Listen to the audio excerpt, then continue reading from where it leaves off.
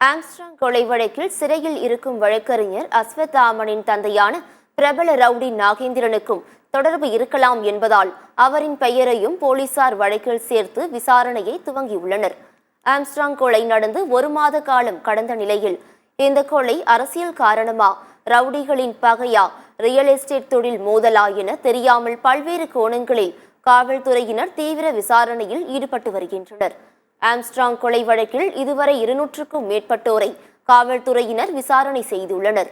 இந்த வழக்கில் இதுவரை 22 பேரை கைது செய்துள்ளனர்.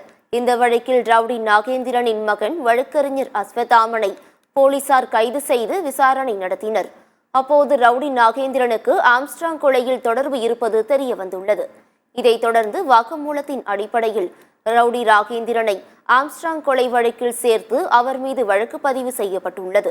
மேலும் சட்டப்படி நடவடிக்கை மேற்கொள்வதற்காக சென்னை தனிப்படை போலீசார் எழும்பூர் நீதிமன்றத்தில் வாரண்ட் பெற்று இன்று வேலூர் சிறைக்கு சென்று அவரை கைது செய்ய உள்ளதாக தகவல்கள் வெளியாகியுள்ளது.